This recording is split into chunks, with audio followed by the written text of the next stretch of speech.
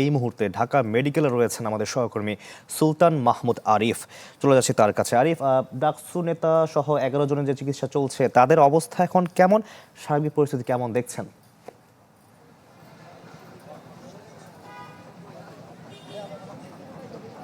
শাকিল, যারা আহত হয়েছেন ডাকসু নেতৃবৃন্দ, তাদের অবস্থা এখন পর্যন্ত আসলে আনুষ্ঠানিকভাবে জানা যায়নি। তবে তাদেরকে দেখার জন্য শিবিরের কেন্দ্রীয় সেক্রেটারি জেনারেল যিনি রয়েছেন তিনি কিছুক্ষণ আগেই ঢাকা মেডিকেলে এসেছেন এবং তিনি তাদেরকে দেখে এসে আমাদেরকে আসলে সাংবাদিকদের সাথে কথা বললে নতুন করে ঢাকা মেডিকেলে যে তথ্য সেটি দেওয়া যাবে। তবে এখন পর্যন্ত আমাদের কাছে তথ্য রয়েছে এখানে 11 জন ভর্তি রয়েছেন। এছাড়া আজকের এই ঘটনায় সাংবাদিক ঢাকা বিশ্ববিদ্যালয়ের যে সাংবাদিক সমিতি তারা একটি সংবাদ সম্মেলন করেছেন। সেখান থেকে তারা অভিযোগ করেছেন, তারা দাবি করেছেন যে ঢাকা বিশ্ববিদ্যালয়ের 10 থেকে 12 জন সাংবাদিক আহত হয়েছে এবং তাদের সবাইকে ছাত্রদল তাদের উপরে হামলা করেছে, এই ধরনের অভিযোগ তারা তুলেছেন। এবং এর আগেও বহুবার তারা ছাত্রদলের হাতে হামলা শিকার হয়েছেন, এই ধরনের অভিযোগ কিন্তু তারা তুলেছেন।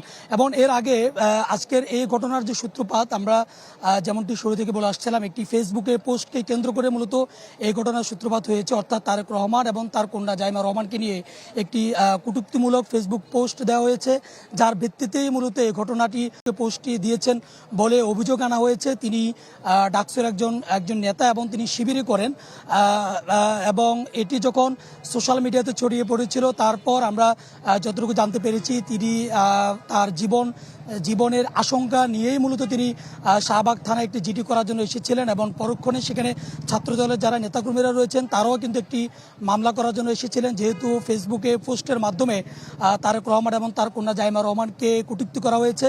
এবং তারা যখন উভয়ে থানায় আসার পরে তাদের মধ্যে এক ধরনের বাকবিতণ্ডা তৈরি হয় এবং কথা কাটাকাটি হয় থানার ভিতরে। এক পর্যায়ে গিয়ে থানার বাইরে ধাওয়া পাল্টা দেওয়ার ঘটনা ঘটে কয়েক দফায় এবং এই দফায় ধাওয়া পাল্টা দেওয়ার ঘটনায় বেশ কয়েকজন আহত হয় এবং এরপরেই যারা আহত হয়েছেন তাদেরকে ঢাকা মেডিকেলে এনে ভর্তি করানো হয়। বর্তমানে দেখতে পাচ্ছেন যে ঢাকা মেডিকেলের সামনে গণমাধ্যম কর্মী যারা রয়েছেন তাদের উপস্থিতি আছে, তেমনিভাবে শিবিরের যারা নেতৃবৃন্দ রয়েছেন তাদের উপস্থিতি আছে। ভিতরেই মূলত শিবির নেতাকর্মীদের যে উপস্থিতি সেটি কিন্তু রয়েছে। এবং বলা যায় যে এই ঘটনার পরই উভয় পক্ষই ঢাকা বিশ্ববিদ্যালয়ে তারা তাদের যে বিক্ষোভ মিছিল সেই বিক্ষোভ মিছিল করে এবং বিক্ষোভ মিছিল থেকেই সাদিক কায়েম যে ধরনের অভিযোগ করেছেন তিনি বলছেন যে আসলে যে ফটোকার্ডটি ছড়ানো হয়েছে এটি একেবারে ভুয়া, ভিত্তিহীন এবং শিবিরকে দায় দেওয়ার জন্য মূলত এই ধরনের একটি গুজব ছড়ানো হয়েছে। এবং অপরদিকে ছাত্রদলের পক্ষ থেকে বলা হয়েছে যে শিবির গুপ্ত রাজনীতি করে বলেই মূলত এই ধরনের ঘটনার শিকার হয়েছে এবং অপরদিকে ছাত্রদলের পক্ষ থেকে অনাকাঙ্ক্ষিত এই ঘটনার জন্য মূলত দুঃখ প্রকাশও করা হয়েছে। সবশেষ বলা যায় যে এখন ঢাকা বিশ্ববিদ্যালয়ের পরিস্থিতি অনেকটা থমথমে থাকলেও কোনোরকম আসলে আশঙ্কা নেই বললে চলে, কোনোরকম বিশৃঙ্খল পরিবেশ হবে এই ধরনের আশঙ্কা নেই। এবং অপরদিকে যেহেতু ডাকসুর প্রায় এখন পর্যন্ত দাবি করা হচ্ছে 11 জন আহত হয়েছেন, তাদেরকে দেখার জন্য ডাকসুর নেতৃবৃন্দ এবং শিবিরের নেতৃবৃন্দরা বর্তমানে ঢাকা মেডিকেলে রয়েছে। তারা বের হলে তাদের কি অবস্থা সেটি জানা যাবে। এখন পর্যন্ত ঢাকা বিশ্ববিদ্যালয়ের পরিস্থিতি শান্ত রয়েছে।